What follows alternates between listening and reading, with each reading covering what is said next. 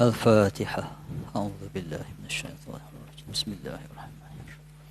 الحمد لله رب العالمين الرحمن الرحيم مالك يوم الدين إياك نعبد وإياك نستعين اهدنا الصراط المستقيم صراط الذين أنعمت عليهم غير المغضوب عليهم ولا الضالين آمين.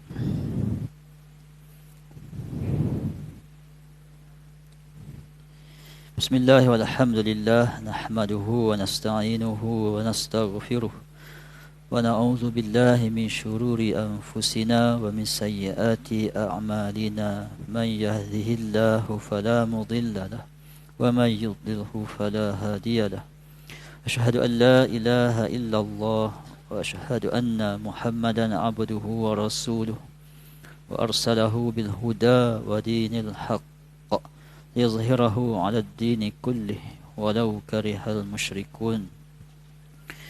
قال الله سبحانه وتعالى في الكتاب العزيز رب اشرح لي صدري ويسر لي أمري واحلل عقدة من لساني يفقهوا قولي أما بعد. السلام عليكم ورحمة الله تعالى وبركاته. Tuan-tuan yang rahmati Allah Subhanahu wa taala, Allah Subhanahu wa taala berfirman, A'udzu billahi minasyaitonir rajim.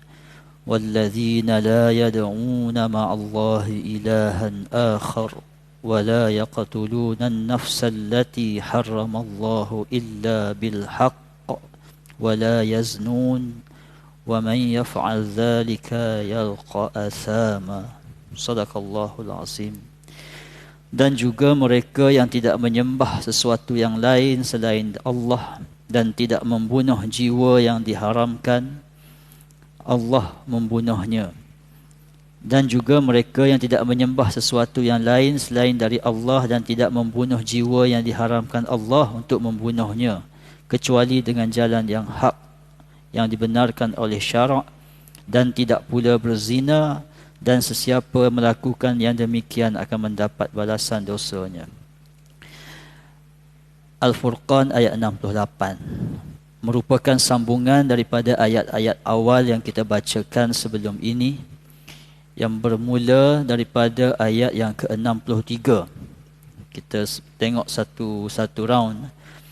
Ayat 63 bermulanya mengkisahkan kepribadian ibadur Rahman. وعباد الرحمن الذين يمشون على الأرض هونا وإذا خاطبهم الجاهلون قالوا سلاما. Dan hamba Allah ibadur Rahman yang diridai oleh Allah, yang mereka yang berjalan di atas muka bumi dengan hauna, dengan tawadhu', dengan sopan santun. Wa idza khatabahumul jahiluna qalu salama. Dan ibadur Rahman itu juga ialah apabila orang yang kurang beradab berkata-kata kepada mereka, mereka menjawab dengan kata-kata yang selamat daripada perkara yang tidak diingini. Wallazina yabituna lirabbihim sujjadan wa qiyama. Dan mereka yang diredai oleh Allah Subhanahu wa taala itu juga ialah mereka yang tekun mengerjakan ibadah kepada Tuhan pada malam hari dengan sujud dan dengan berdiri. Ayat 63, ayat 64. Kemudian ayat yang seterusnya membicarakan tentang sifat ibadur Rahman yang telah kita lalui, iaitu sifat yang seterusnya, wallazina yaquluna rabbana asrif 'anna 'adzab jahannam inna 'adzabaha kana gharama. Ayat ini menceritakan, mengisahkan mereka yang dikatakan ibadur Rahman ini ialah mereka yang berdoa dengan berkata, wahai Tuhan kami, sisihkanlah azab seksa, sisihkanlah azab neraka Jahannam daripada kami. Sesungguhnya azab siksaan itu adalah mengerikan. Sesungguhnya neraka Jahannam itu tempat penetapan, tempat tinggal yang buruk. Kemudian, dan innaha sa'at mustaqarran wa muqama. Dan sifat seterusnya wallazina idza anfaqu lam yusrifu wa lam yaqturu wa kana baina dzalika qawama. Ini sifat yang seterusnya adalah mereka yang dikatakan ibadur rahman ini yang infak dalam berbelanja itu tidak yusrifun, lam yusrifu wa lam yaqturu, dia tak membazir, dia tak bakhil. Dan wa kana baina zalika qawama, dia berada di tengah-tengah antara berlebih-lebihan dan juga kedekut. Itu ayat yang 63 66.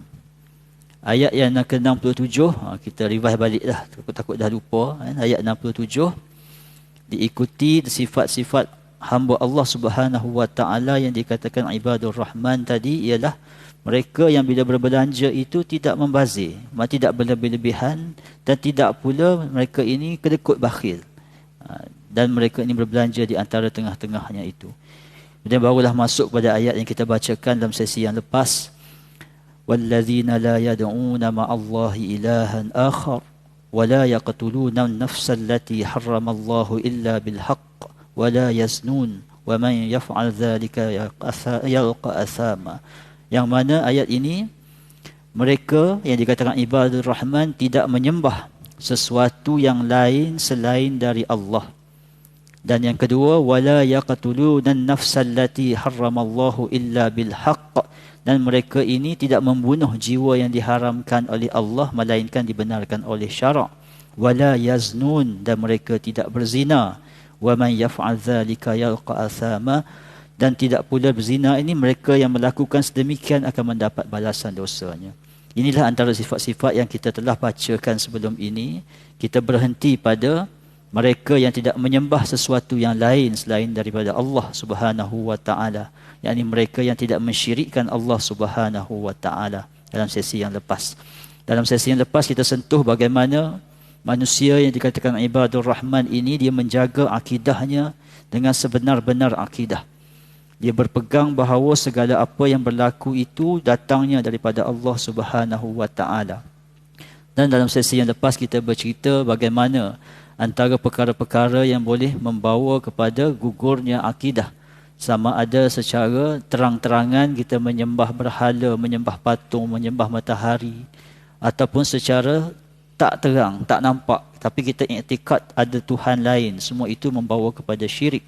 Dan kita membawa juga kepada beberapa sifat manusia yang berpegang kepada perkara-perkara khurafat, perkara-perkara tahyul, yang mana membawa kepada kita mengatakan sesuatu benda itu boleh melaksanakan, menjalankan apa yang sepatutnya Allah Subhanahu wa taala yang boleh laksanakan. Contohnya hidup dan mati, hujan tak hujan, kemudian kahwin tak kahwin. Ini semua adalah perkara-perkara yang berada di bawah kuasa Allah Subhanahu wa taala menjadikannya. Tapi kita mengaitkan dengan perkara-perkara lain. Jadi pada masa itu kita sebut perkara khurafat ini hendaklah dijauhkan. Kalau kita dapat isyarat-isyarat tertentu, jangan dikaitkan dengan perkara-perkara yang sebenarnya itu kerja Allah. Kalau kata contoh, kalau kita bawa kereta, kita sebutkan kalau kata benda melintah, kalau biawak melintah, janganlah kata biawak itu boleh membawa kemalangan. Teruskan perjalanan seperti biasa. Bismillahirrahmanirrahim. Kerana Allah Subhanahu wa taala menjaga perjalanan kita, kita bertawakal kepadanya. Perkara-perkara karut ini kita kena buang. Kerana apa? Kita takut kita meletakkan benda itulah yang membawa kepada baik dan buruk nasib kita. Sampai pada satu masa, zaman-zaman dululah, sekarang dah kan bulan Safar kan. Sampai bulan Safar ni tak boleh buat tu, tak boleh buat ni. Segala benda bulan bala, kena mandi bala, mandi tolak bala bulan Safar. Dan perkara-perkara ini sebenarnya kerja bala, bencana, nikmat, semua ni kerja Allah Subhanahu wa taala. Jangan kita letakkan benda lain yang boleh menjadikan perkara itu. Banyaklah kita bahaskan pada sesi yang lepas. Namun ada persoalan di hujungnya yang bertanya dan memperingatkan saya jugalah. Dia tanya, dia kata bagaimana pula dengan petua-petua orang tua? Adakah itu termasuk dalam khurafat? Ada benda yang boleh, ada benda yang tak boleh. Yang dikatakan bawa pada khurafat ini ialah benda karut, dan kita mengatakan ia yang melaksanakan perkara tersebut, bukan Allah Subhanahu wa taala. Kalau dikatakan macam ramalan cuaca, itu bukan khurafat, kerana dia ada kajian dan ada peralatan.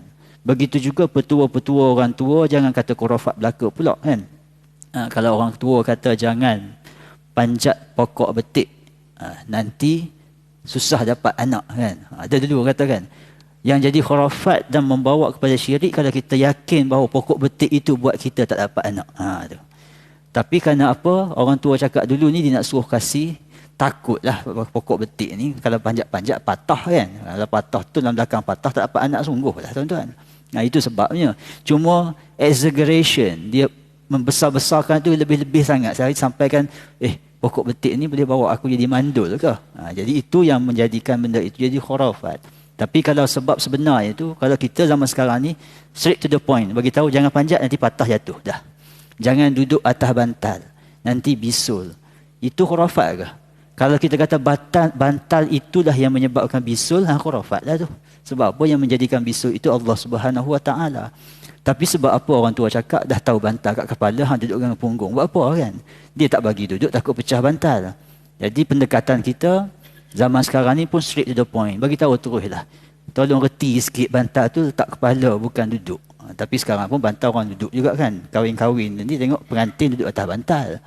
Kan? Pak mentua, bakal pak mentua dengan Tok Kaldi duduk bawah, pengantin duduk kat atas. Tu lagi teruk sebenarnya. Patutnya pengantin duduk bawah, pak mentua tinggi sikit. Tapi tak apalah tuan-tuan, jangan duduk berdebat bab betul. Cuma ini adalah petua-petua yang dikatakan berdasarkan pengalaman. Tapi jangan kita iktikadkan benda itu yang menyebabkan kesan itu. Itu yang kita kena elakkan. Apa lagi? Kalau orang bersalin, pantang, tak boleh makan ikan cencaru. Itu khurafat ke? Tak. Sebab apa? Dia takut gatal. Dia kata jangan bagi makan ikan cencaru. Tapi kalau macam kita kadang-kadang, kalau saya sendirilah, balik kampung sebelah sana, sebelah Kelantan, makan ikan cencaru okey. Jangan makan ikan kembung. Takut gatal. Bila balik ke Perlis, dia kata makan ikan kembung. Kata makan ikan kembung, boleh pula. Makan ikan cencaru, gatal. Jadi tak tahu sebenarnya. Satu tempat kata gatal, satu tempat kata tak gatal. Okey sekali, bila balik Kelantan makan cencaru, bila balik Perlis, makanlah kembung. Dua-dua tak gatal. Alhamdulillah. Kerana apa? Itu pengalaman orang tua-tua. Jangan pula kata mak ayah kita buat benda khurafat. Mungkin masa dia makan, dia gatal. Dia pesan kat anak dia benda tu gatal. Jadi ada sebab. Jadi tanya, bila ada sahaja petua, tanya, ada sebab tak? Ada pengalaman tak? Tak payah tanya ada data saintifik ke tak kan? Mana kena tak pasal-pasal kena marah pula. Tanyalah apa sebab dia. Takut gatal. Tak apalah kalau gatal. Bagilah ikan jenahak ke, ikan tenggiri ke kan. Tak tertanggung pula kan. Tu dia kata bagi makan ikan cencaru, murah sikit. Mungkin sebab itu. Kita tak tahu. Tapi nasib-nasib makan tak gatal. Ini semua adalah petua-petua yang boleh diamalkan. Tapi kalau makan gatal sungguh, jangan kata ikan itu yang menggatalkan. Allah Subhanahu Wa Taala yang membuatkan gatal. Jadi petua-petua ini, jika ada sebab dia, jika ada pengalaman, jika ada kajian, jika ada data, jika ada peralatan, semua ini boleh diguna pakai sebagai maslahah untuk kehidupan kita. Tapi walau apa pun selepas kita melakukannya, jangan katakan itu yang buatnya. Kalau tiap-tiap kali hari saya datang hujan, tiap-tiap kali hujan saya datang. Bukan saya yang buat hujan kan. Tapi dah kebetulan hari Selasa, minggu keempat hujan. Nak buat macam mana? Allah yang menurunkan hujan. Bukan sebab kuliah hari Selasa tu hujan. Jadi inilah yang kita kena bezakan antara benda yang membawa kepada syirik dan tidak. Jangan keras sangat. Kita keras nak bergaduh dengan mak ayah ni kadang-kadang tak boleh sebab barakah. Kalau disuruh pantang je lah. Kurang-kurangnya tak dapat dosa melawan. Dapat pahala taat. Mudah je sebenarnya kan. Tak makan ikan sehari dua tak ada masalah tuan-tuan kan. Jadi benda-benda macam tu kita kena imbang. Jangan balik bergaduh masa muka kan. Tapi kalau susah-susah, kalau tengok pada pengalaman orang tua-tua, dia kata pantang 40 hari. Pantanglah 40 hari. Tak apa.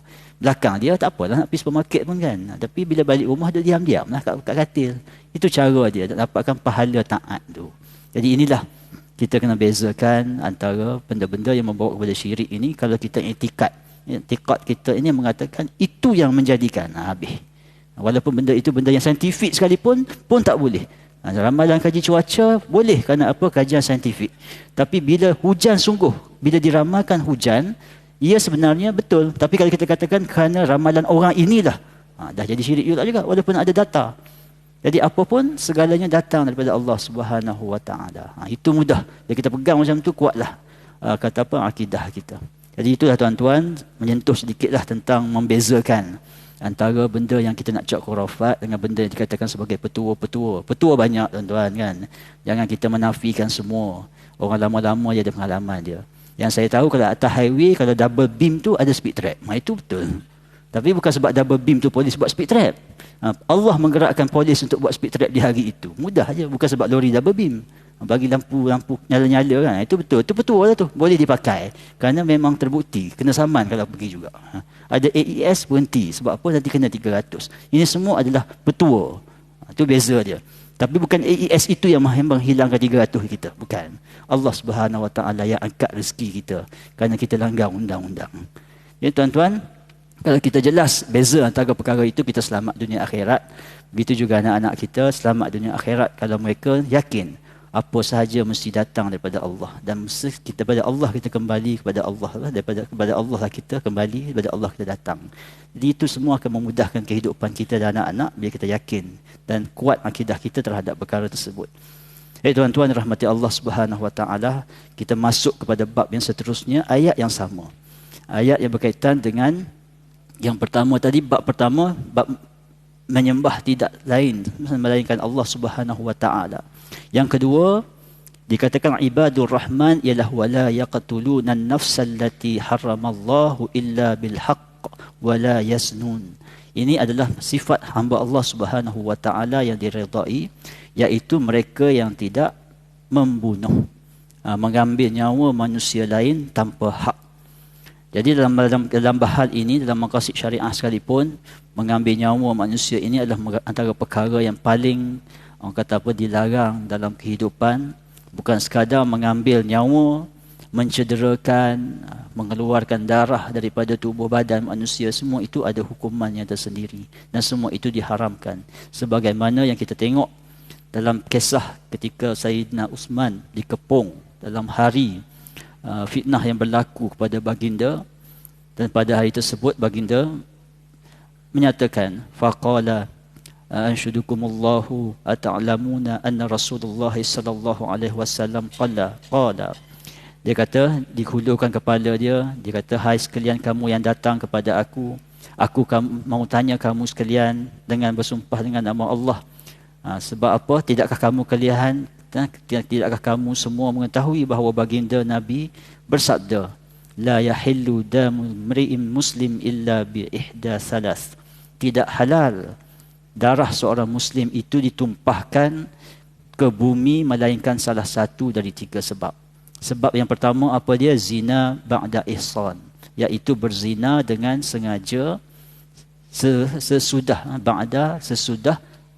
ihsan, berkahwin.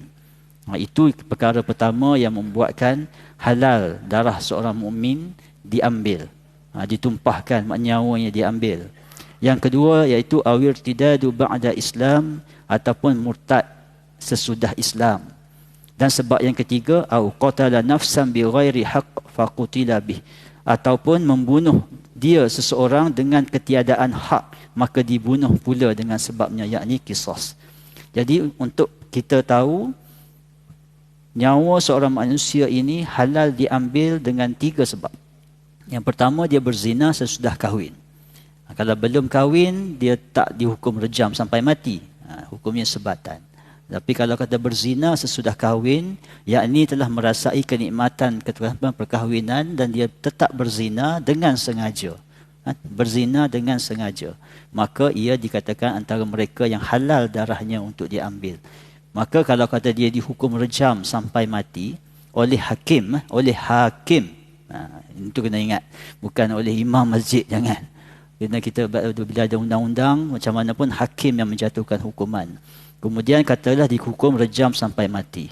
Maka penduduk yang ataupun mereka yang terlibat dengan mengambil batu dan merejam pesalah itu, dan direjam, baling batu, akhirnya pesalah tersebut mati. Orang yang membaling batu kepada merejam penzina itu tidak boleh dipersalahkan. Kerana apa? Dia sebenarnya telah dihalalkan kepadanya mengambil darah tersebut dengan keputusan hakim, kerana orang ini berzina sesudah kahwin, lelaki ataupun perempuan. Jadi ini baru halal. Jadi tak boleh kita nak hukum mati pula orang yang baling batu tu sebab apa? Sebab membunuh orang. Tak boleh lah. Sebab apa? Dia bunuh itu dengan kebenaran, dengan hak. Dengan kebenaran itu datang daripada keputusan perundangan, keputusan daripada hakim. Dan bagi tempat-tempat yang mana tidak ada hukuman rejam sampai mati, digantikan dengan hukuman-hukuman yang lain, penjara, denda dan sebagainya. Allah Ta'ala alam, hukum Islam ada, tapi kita bila pemerintah pakai hukuman yang tidak menggunakan hukuman yang ditetapkan oleh Islam, kita pulangkan kepada pemerintah.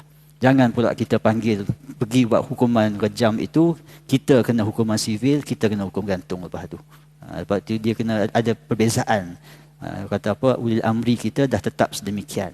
Maka itulah keadaannya. Tetapi pada asasnya orang yang berzina sesudah kahwin, darahnya halal untuk diambil kerana apa?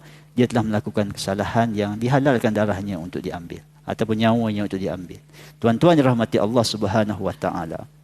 Yang dikatakan berzina ini ialah memasukkan hasyafah zakarnya itu ke perempuan, dan perempuan tersebut pun menerima hasyafahnya setakat takut tu kan. Dia bukan dekat tengok-tengok atas katil saja terus hukum rejam, tak. Dia kena ada saksi yang cukup, dan dia kena tengok sampai satu peringkat dah pasti nyata, ataupun dia yang datang mengaku, dah 4 kali tanya dia mengaku juga, dan maka barulah akan dikenakan hukuman. Tak semudah itulah. Tuan-tuan rahmati Allah Subhanahu wa taala. Yang kedua, awirtidad ba'da Islam. Ini antara mereka yang boleh dikenakan hukuman mati ialah yang murtad sesudah Islam. Baik dia ini masuk agama Islam, daripada bukan Islam masuk agama Islam dan dia keluar balik. Ataupun macam kita lah, macam kita ni lahir daripada Islam dan kemudian sepatutnya meninggal dalam keadaan Islam, tiba-tiba isytihar murtad. Maka boleh diminta untuk bertaubat. Dan kalau dia kekal dalam keadaan dia menyatakan dia keluar daripada Islam dengan penyataan ataupun dengan perbuatannya yang jelas, maka dia termasuk dalam golongan yang dikatakan murtad, maka halal darahnya. Dalam hal ini orang kata susahlah Islam. Sebab apa? Nak masuk Islam dah masuk tak boleh keluar. Macam itulah. Bila kita masuk dalam agama, memang tidak ada paksaan untuk masuk dalam agama Islam. Kita tidak boleh membunuh orang bukan Islam kerana dia bukan Islam. Tapi bila dia masuk ke dalam agama Islam dan dia murtad, maka halal darahnya. Kerana apa? Masuk Islam, dia masuk je. Bila keluar itu dipanggil murtad, dia dah tertakluk kepada hukuman. Orang kata Islam ni zalim, tak zalim. Sebab apa? Kita tak disuruh masuk ke Singapura. Tapi bila kita masuk ke Singapura, kita kena ikut undang-undang dia. Tak boleh buang sampah, tak boleh meludah merata-rata kan. Tak boleh bawa kereta yang asap banyak sikit. Banyak benda yang nak kena patuh undang-undang dia. Jadi kita tak disuruh masuk. Tak ada orang paksa kita masuk Singapura. Tapi kalau dah masuk, kena ikut undang-undang dia. Kalau langgar juga, kenalah saman. Begitulah dalam Islam, tak ada orang paksa orang bukan Islam masuk Islam. Kita tidak boleh memaksa dia dan membunuh dia kerana tidak masuk Islam. Tak boleh. Tapi bila dia masuk Islam, maka dia dah tertakluk pada hukuman Islam, dah tak boleh lepas pada hukuman tersebut. Maka dia tak boleh keluar tanpa dikenakan hukuman. Jangan persalahkan agama dalam hal ini, kerana undang-undang manusia pun begitu juga. Orang Singapura pun masuk ke Malaysia, sama juga. Kita tak suruh dia masuk pun. Tapi bila dia masuk, dia kena ikutlah undang-undang kita. Sekian-sekian apa, bayar tol, sekian-sekian apa, macam-macam undang-undang lah. Kita pergi ke negara mana pun sama lah. Bila masuk sahaja, tak dipaksa masuk. Bila masuk sahaja, kena ikutlah undang-undang. Begitulah Islam, tak dipaksa masuk. Bila kamu masuk agama Islam, kamu kena ikut undang-undang sampai habis. Jadi bukan kata Islam ini zalim, tapi memang itulah hakikat kehidupan kat mana-mana tempat pun. Tuan-tuan rahmati Allah Subhanahu wa taala. Dan dikatakan ini murtad ialah dengan i'tiqadnya yang jelas, dan dia menyatakan dengan lafaz ataupun dia memperlihatkan dengan perbuatan. Tidak boleh kita menghukumkan kufur seorang manusia hanya dengan agak-agakan dan jika dia tidak mengaku. Itu jangan. Maknanya kita nampak dia macam tak semayang jangan kata kafir lagi tuan-tuan. Mungkin dia ni asi, derhaka saja. Kalau tak semayang ni belum tentu kafir lagi. Tapi kalau dia isytihar, saya memang Kristian, saya sembah, tu saya sembah ni, itu kita boleh jelas. Kalau dia tak jelas, dia menyembunyikan kemurtadan dia, kita tak boleh nak mengisytiharkan ke atasnya. Tapi dia tak nampak secara fizikal dan tak dengar secara lafaz. Apatah lagi sesama Islam, lagi-lagilah kita jangan mengkafirkan antara satu sama lain kalau benda tu tak jelas. Kerana apa? Tak boleh kita mengkafirkan seorang Muslim lain. Kerana apa? Mengkafirkan itu boleh membawa kepada kesannya halal darahnya. Jadi jauh perjalanan tu. Dan begitu juga orang yang murtad dalam negara-negara macam negara kita lah yang tidak menghukum mati, maka kita follow lah undang-undang tersebut. Tapi pada asasnya hukumannya mati. Tuan-tuan rahmati Allah Subhanahu Wa Taala, setelah disuruh bertaubat dan mereka menafikan ataupun menolak suruhan tersebut, ajakan tersebut untuk kembali kepada agama Islam. Yang ketiga, au qatala nafsan bighairi haqq faqutila bih. Ataupun yang ketiga, mereka yang dihalalkan darahnya ialah mereka yang membunuh manusia dengan ketiadaan sebab. Maknanya yang membunuh selain daripada zina tadi, selain daripada murtad tadi, sama ada sengaja atau tidak sengaja, dia ada perbezaan lah. Kalau yang membunuh dengan sengaja, maka hukum qisasnya bunuh dengan bunuh, nyawa dengan nyawa. Kalau dia mencederakan hidung dengan hidung, kalau dia mencederakan lidah, maka lidah dengan lidah, tangan dengan tangan, dan seterusnya. Begitulah qisas. Jadi kalau nyawa dengan nyawa, cuma Islam ini, kata apa, keindahan hukum Islam, kalau pewaris yang menghukum mati ini, orang yang membunuh ini, qisas ini ialah waris ataupun yang diperintahkan oleh pemerintah lah. Yang dibunuh memang tak boleh bunuh orang tu balik dah kan. Jadi yang membunuh kembali adalah mereka yang membunuh itu, mereka yang diberikan kuasa. Jadi siapa yang dikatakan membunuh ini, nyawa ini, Islam indahnya kalau tiba-tiba waris itu memaafkan, dan kemudian dikata tak apa, kami maafkan, dah mati, matilah, tapi kami nak minta ganti rugi, diat 100 ekor unta, maka bayarlah. 100 ekor unta ni dekat-dekat berapa, sejuta lebih juga aku rasanya. Jadi itu keindahan Islam. Kerana apa? Bayaran ganti rugi itu, diat kerana mati, diat nyawa ini sebenarnya dapat kepada keluarga waris. Dia kalau hukuman manusia ni biasanya kalau denda, saman dia masuk perbendaharaan. Jadi keluarga si mati tak dapat. Kalau kata kematian, pembunuhan, ni hakim menjatuhkan hukuman gantung sampai mati kepada si pembunuh. Maka yang kehilangan nyawa itu, dahlah hilang ayah, hilang suami, hilang mak, hilang anak seumpamanya. Tapi bila dihukum mati si pesalah itu, keluarga ini akan, dia dah puas hati lah, orang ni mati-mati balik, tidak ada peluang. Kalau Islam dia bagi ruang, peluang untuk memaafkan dan dibayar ganti rugi, maka dapatlah pada keluarga waris si mati itu bolehlah membiayai kehidupan anak-anak seterusnya. Ini indahnya hukum Islam. Tapi kalau dia kata tak nak maafkan, setakat sejuta tu aku pun ada 5 juta, teruskan dengan hukuman qisas, hukuman mati, maka hukuman matilah kepada si pesalah tersebut. Jadi ini antara yang dikatakan halal untuk kita mengambil nyawanya bila dia telah membunuh tanpa hak. Bagaimana pula jika dia tak sengaja? Dia tak sengaja ni, kadang-kadang kita dengar ada kisah dalam tahun lepas yang seorang kakak bergaduh dengan adik, dia baling pisau kan, dia baling pisau kena dekat leher. Dikatakan dia tidaklah pembunuhan itu bukanlah pembunuhan yang disengajakan, tetapi menggunakan senjata yang boleh membawa kepada pembunuhan. Jadi bila terkena itu dikatakan menggunakan senjata membawa kepada pembunuhan dan orang itu mati, maka dia dikatakan tetap bersalah, cuma tidak sengaja. Yang kata tak sengaja ni kalau dibaling kertas, dibaling kapas, tiba-tiba baling kapas mati. Pada asasnya kertas dengan kapas kalau kena kepala tak mati, tapi kerana balingan tersebut boleh mati, mungkin sebab lain ke, atau mungkin sebab kapas tersebut orang tu terkejut, heart attack, kita tak tahu. Itu baru dikatakan tidak sengaja dan menggunakan alatan yang tidak boleh membunuh. Itu kategori dia ringan lagi. Tapi kalau kita bergurau-gurau, kena jaga tuan-tuan. Kalau kita bergurau-gurau ni, kita guna alat yang kita gurau tu, kita guna parang. Bergurau pakai parang, kena leher. Itu sama lah macam membunuh. Dengan sebab apa, benda tu memang boleh membunuh. Jangan buat bergurau. Hukuman dia memang perit.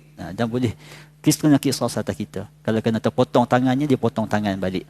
Tapi kalau kata tiba-tiba kita main ketah je ke, kita seret tangan dia luka sikit, dia pun nak balas balik luka sikit, itu tak apalah, peringkat-peringkat kita boleh hukum. Kalau peringkat bunuh tadi, kita serahkan kepada hakim juga. Jadi tak boleh diserahkan kepada waris keluarga. Kalau kata hukuman bunuh qisas ni, sebab apa? Bila keluarga menghakimi kes untuk ahli keluarga yang dibunuh, dia jadi lain. Jadi diserahkan juga kepada hakim. Ini 3 keadaan yang mana dikatakan halal darah seorang Muslim itu daripada diambil nyawanya setelah dia membunuh orang lain. Ini 3 sebab: zina selepas kahwin, murtad selepas Islam, dan dia mengambil nyawa tanpa hak. Jadi kalau tentera-tentera dalam perang, dia tembak, mati, Tak boleh keluarga si mati itu minta hukuman bunuh kerana dia ada hak dalam kata dalam peperangan. Contoh dalam tentera Islam, orang berperang dan kemudian dia pancung pancung orang tersebut dengan tidak sengaja tapi dalam keadaan perang. Jadi nak buat macam mana? Dan memang keadaan perang itu sama ada mati dibunuh, membunuh atau dibunuh. Itu tidak termasuk dalam kes pembunuhan dengan sengaja sebab perang. Jadi banyaklah dia punya pecah-pecahan itu yang kita boleh pecahkan dalam bab yang khusus, bab cakap tentang kisos ini. Tetapi asasnya ialah menceritakan ini antara keadaan yang membolehkan kita untuk mengambil nyawa manusia lain dengan tidak dikenakan hukuman bunuh kembali kepada kita sesudah itu. Tuan-tuan dirahmati Allah Subhanahu wa taala, Sayyidina Uthman ini bertanya dalam kisah ini, sebenarnya baginda bertanya untuk memperingatkan mereka yang mengepung rumah baginda. Sebab apa mereka yang mengepung dan membawa kepada kisah kematian baginda. Tapi sekurang-kurangnya dalam keadaan terdesak, dalam keadaan tertekan ini, Sayyidina Uthman Affan ini masih lagi, ini sebenarnya usaha dakwah. Dia memperingatkan akan pesanan baginda Nabi. Kalau kamu nak bunuh ni, kamu pernah ingat tak? Kamu kamu sumpah dengan nama Allah, pernah tak kamu dengar apa yang Nabi ajar? Ini adalah satu sifat besar hati baginda sahabat kita ini, sahabat Nabi ini boleh sampai ke peringkat ini dalam keadaan yang tertekan, orang dah kepung rumah dengan segala fitnah yang datang kepada baginda masih lagi boleh memperingatkan, memetik hadis-hadis Nabi. Ini besarnya jiwa sahabat. Jadi tuan-tuan kena berhati-hati dalam kita berbicara tentang para sahabat ini, kita kena berhati-hati. Kadang-kadang kita terpengaruh dengan cerita-cerita, kita tengok Sayyidina Uthman ni adalah sebab dia mementingkan keluarganya, maka jangan. Ini kadang-kadang cerita itu dijadikan, pengkisahan tersebut dijadikan rempah ratus untuk merendah-rendahkan sahabat. Dan kemudian kita salahkan pula Sayyidina Ali, kita salahkan pula Muawiyah, kita salahkan Sayyidina Aisyah yang bawa kepada fitnah yang dibawanya orang Syiah. Kadang-kadang dibakar perasaan supaya kita rasa tak suka dengan para sahabat. Sedangkan setiap sahabat ini tambah-tambah pula Khulafaur Rasyidin, antara 10 yang dijamin masuk syurga. Jadi berhati-hati kita tengok kepada kisah-kisah mereka ini. Kalau tengok keadaan ini, dalam peringkat ini pun baginda tidak mengarahkan tentera untuk khalifah ni. Baginda masih lagi khalifah. Baginda tidak mengarahkan untuk tenteranya kepung balik ke, serang balik, bunuh semua pemberontak, tidak. Baginda hanya menghulurkan kepala keluar daripada rumah dan kemudian memperingatkan melalui sabda Nabi dengan hadis Nabi. Maka betapa soleh dan waraknya sifat para sahabat ini sampai ke peringkat hendak dibunuh macam tu sekalipun masih lagi memberikan ingatan kepada Muslim yang lain. Sungguh pun begitu, baginda Uthman bermacam-macam nasihatnya kepada orang-orang yang mengepungnya, tidak juga mahu lembut hati mereka itu, sampai dinaiki mereka itu akan rumah-rumah jiran-jiran Sayyidina Uthman yang terbuka, pintunya mereka naik dari atas sutuh, maknanya masuk dalam pintu rumah melalui pintu jiran. Maknanya tak boleh masuk rumah Sayyidina Uthman ni melalui rumah-rumah jiran-jiran, dia orang masuk, dia orang panjat terpa masuk, dan beberapa orang yang bersama-samanya, dan akhirnya mereka menyerbu masuk sehingga di hujung kisahnya ialah matilah baginda Sayyidina Uthman dengan zalimnya. Inilah dikatakan kematian yang zalim. Dan inilah yang menjadi juga faktor kepada fitnah yang berterusan selepas daripada itu, yang mana Sayyidina Ali sendiri pun dalam keadaan nak menyatakan siapa yang betul, siapa yang salah ini, kadang-kadang kita menilai pada pandangan mata kita ni mudah. Salahkan orang tu, salahkan orang ni, tapi pandangan sahabat-sahabat ni besar. Dia tengok akibatnya, jika buat begini apa akibatnya kepada agama. Kalau buat macam ni apa akibatnya pada agama. Jadi mungkin itu yang menyebabkan tertangguhnya beberapa perkara yang dituntut oleh manusia terhadap Sayyidina Ali yang membawa kepada peperangan yang seterusnya. Itu kita cerita dalam bab lain. Ya tuan-tuan dirahmati Allah Subhanahu wa taala, dalam bab ini sifat yang dikatakan tidak seorang ibadur rahman ialah tidak mengambil nyawa tanpa hak, dan kemudian wala yaznun, iaitu tidak berzina. Tidak berzina ini merupakan salah satu daripada dosa yang membawa kepada hukuman yang maksimum. Kalau lepas kahwin hukuman mati. Kita kena berhati-hati. Dan hukuman hudud ini dia ada zina, dia ada mencuri, dia ada merompak, dia ada fitnah, qazaf kan. Kemudian minum arak. Zina ni antara dosa-dosa besar yang ibadur rahman dia bukan tidak melakukan zina, tapi dia la taqrabuz zina. Maknanya tidak menghampiri akan zina. Jadi kita berhati-hati. Ibadur rahman dia bukan sekadar tak berzina tapi dia tidak menghampiri zina. Maka kena bermula dengan jangan menjatuhkan diri kita ke dalam suasana yang boleh membawa kita terjerumus kepada zina itu sendiri. Ini ibadur rahman. Hasan.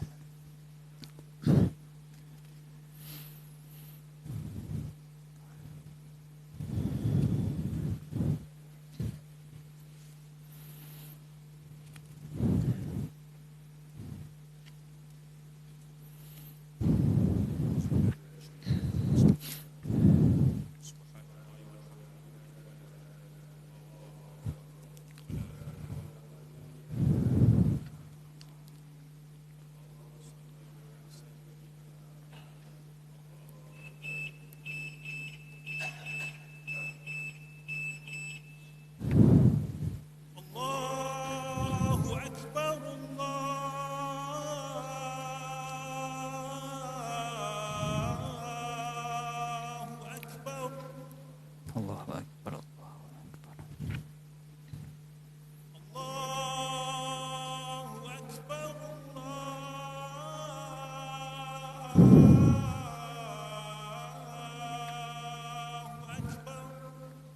Allahu Akbar. Allahu Akbar. Asyhadu an la ilaha illallah.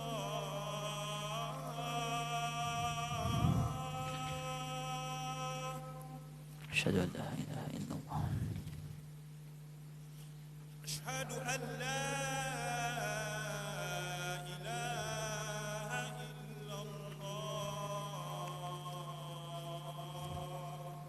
أشهد أن لا إله إلا الله. أشهد أن محمدا رسول الله.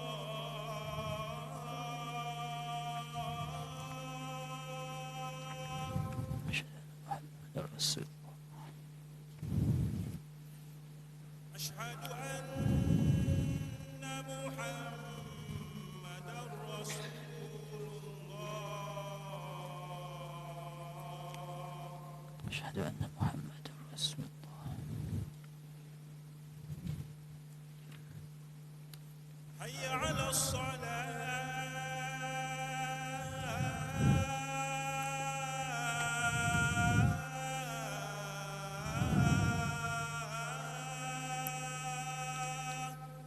لا حول ولا قوة إلا بالله.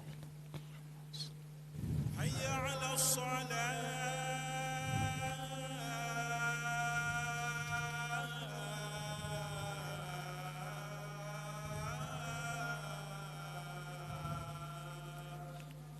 لا حول ولا قوة إلا بالله. حي على الفلاح.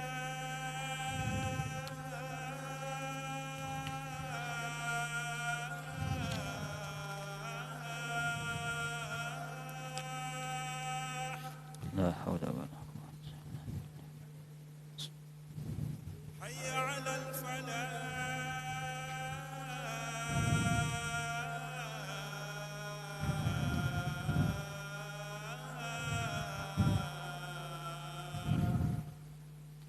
لا حول.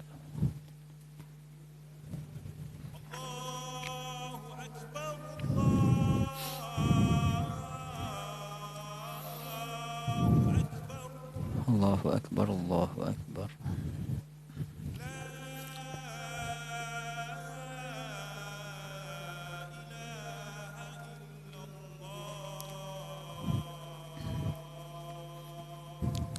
لا إله إلا الله.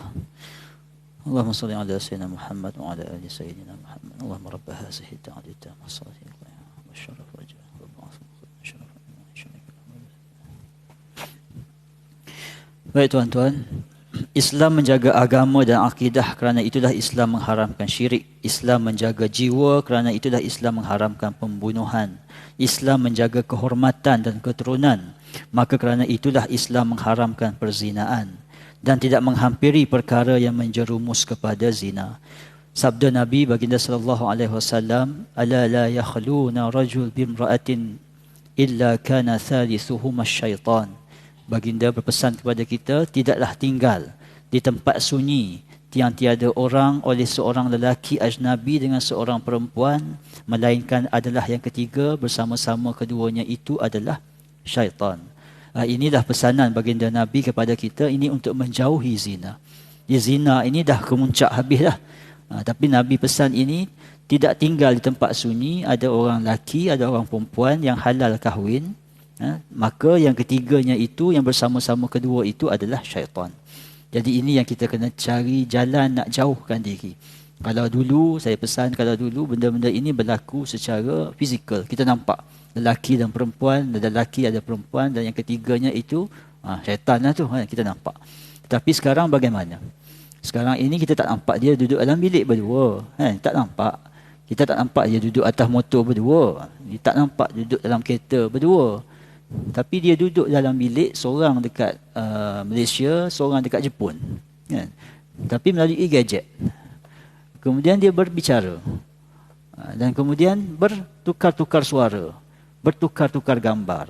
Bermesra-mesra melalui gadget seumpamanya. Apa bagaimana hukumnya itu? Samalah tuan-tuan. Kalau kata dulu teknologinya, syaitan dia guna teknologi yang sedia ada lah. Bila zaman sekarang teknologi makin canggih, maka syaitan pun dia pun canggih juga tuan-tuan. Kita study teknologi paling tinggi umur 90 tahun meninggal lah. Syaitan ni umur ribu-ribu tahun, dia study pasal teknologi manusia. Jadi dia tahu tahun 2022 kaedah dia macam mana nak dekatkan kepada zina berbanding tahun 1940. Dia lain. Jadi kena berhati-hati bila teknologi makin berkembang, maka gadget itulah yang menjadi bilik yang mengurung dua lelaki dan perempuan, yang mana tidak ada orang yang ketiga. Jadi ini pun boleh membawa kepada, kita tengoklah macam mana kan perbualan-perbualan, kita tengok bagaimana cara lemah rayunya kan, sampai satu peringkat sampai bertukar-tukar gambar dan akhirnya membawa kepada bertukar gambar yang tidak sepatutnya. Semua ini sebenarnya adalah benda yang menghampiri perzinaan. Cuma zaman berubah, kaedah berubah. Jadi sebab itulah jangan kita rasa sekarang ni selamatlah. Sebab apa? Dia tak nampak duduk berdua-dua, jangan. Dia mungkin berdua-dua dalam keadaan yang berbeza. Jadi kena perhatikan juga perkara ini. Kalau ada yang terlibat, maka peringatkanlah. Kerana apa? Syaitan tidak pernah putus asa menjerumuskan manusia ke dalam perzinaan.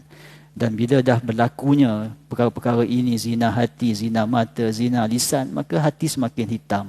Semakin beratlah nak melakukan amal ibadah, nak bersolat seumpamanya. Dan akhirnya dia hanyut dalam dunia yang tersendiri. Jadi inilah tuan-tuan, bila kata Islam ini mengajar, ya kita kata bab bunuh ke kan.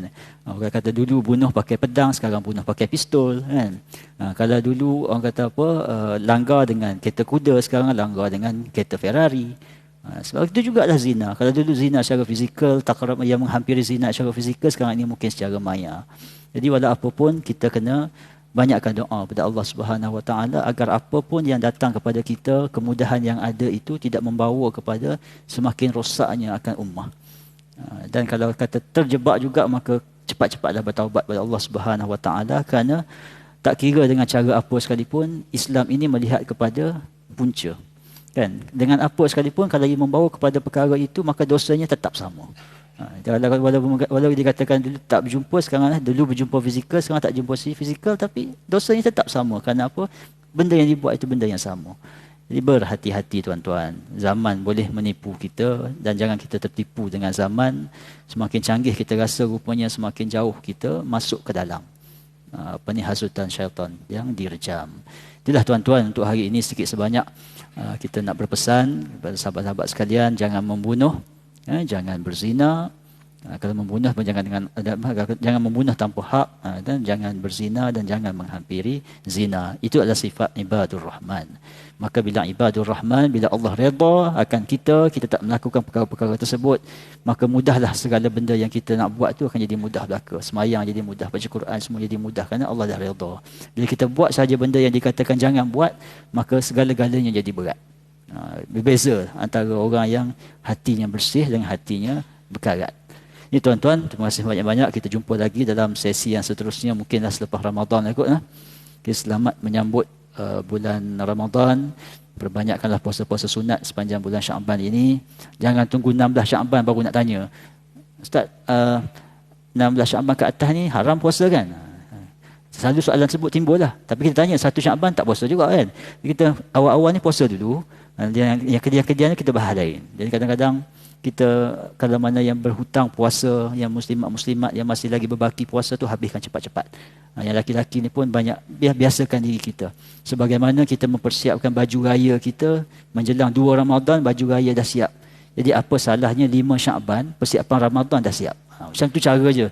Kita merayakan Ramadannya berdawal, start buka kitab-kitab baru, kitab-kitab pasal fiqh puasa seumpamanya, biar kita bersedia 1 Ramadan kita masuk puasa dalam keadaan yang sangat bersedia. Dan persiapan yang paling ampuh dalam menghadapi Ramadan ialah puasa sunat itu sendiri. Jadi ambil peluang ini, kerana baginda Nabi tidak pernah kata apa dalam bulan-bulan yang lain yang berpuasa sebanyak pada bulan Syaban. Ini perkara yang kita kena pegang, banyakkan amalan kita. Dan bulan Syaban amal kita diangkat. Baginda Nabi bersabda, bulan Syaban ini adalah pada ketikanya amalan kita diangkat, dan aku tidak suka amalan itu diangkat melainkan dalam keadaan berpuasa. Jadi banyakkan puasa insya-Allah. Kita akan lebih kuat untuk menghadapi Ramadan. Aku qouli hadza astaghfirullah azim li wa lakum wa lisairil muslimin wal muslimat fastaghfiruh. Assalamualaikum warahmatullahi taala wabarakatuh. Subhanakallahumma bihamdika asyhadu an la ilaha illa anta astaghfiruka. والعصر إلى الإنسان